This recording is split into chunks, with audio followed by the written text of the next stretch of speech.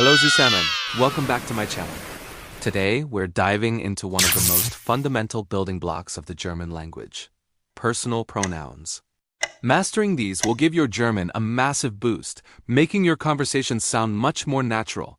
So, grab a notebook and let's get started.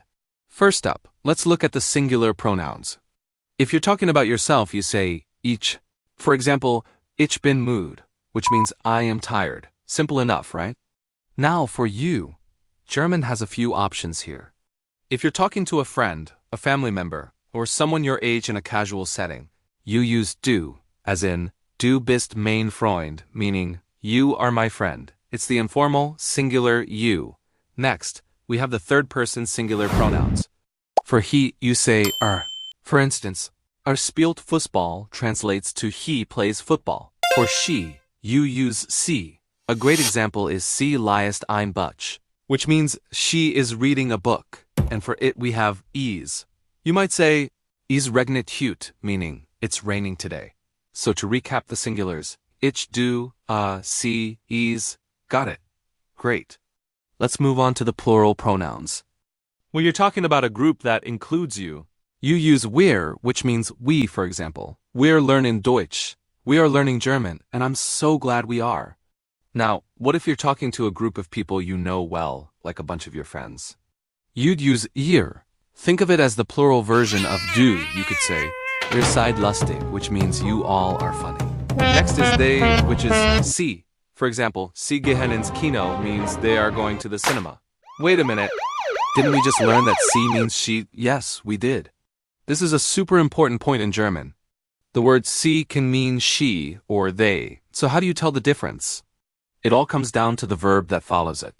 For she, the verb ends differently than for they. For example, sie liest, she reads, versus sie lesen, they read. Context is also your best friend here. Don't worry, it becomes second nature with practice. And that brings us to our final and very important pronoun, the formal you, which is sei, with a capital S. This is a game changer. You use sie when speaking to strangers, people in authority, or anyone you want to show respect to. It's used for both one person and multiple people. So, if you walk into a shop, you might be asked, Können Sie mir helfen? Can you help me?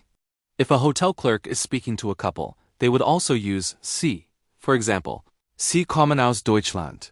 You are from Germany. Always remember to capitalize that S when you write it. Using du when you should use se can be seen as impolite, so this is a crucial distinction. So we have sie for she, sie for they, and sie for the formal you. The verb conjugation and the capitalization in writing are your clues. For sie, the verb is conjugated in the third person singular, like with a and is. For sie, they, and sie, formal you. The verb conjugation is actually the same, which is usually the infinitive form of the verb. So sie gehen, they go, and sie gehen, you go, formally. Again, context will make it clear whether you talking about a group of other people or directly to someone with respect. One last critical point is that verb endings change for every single pronoun. This is called conjugation. Take the verb sein, which means to be. It changes like this. Ich bin, du bist, or sie ist, or sind, ihr seid, and sie sind. Learning these conjugations along with the pronouns is essential. You can't just swap them out like in English. Alright, are you ready for a quick practice session? I'll say the German sentence and you can repeat it after me. This will help lock it into your memory. Let's go. Ich bin, your name. Du bist nett. Ist Lehrer. Sie ist freundlich. Wir sind Freund. Seid hier. Sie sind glücklich. How did that feel? Awesome job. You've just taken a huge step in your German learning journey.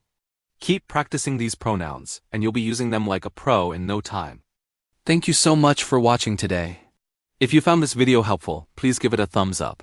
And don't forget to subscribe and hit that notification bell so you don't miss our next lesson. Bis zum nächsten Mal. Tis sis sis.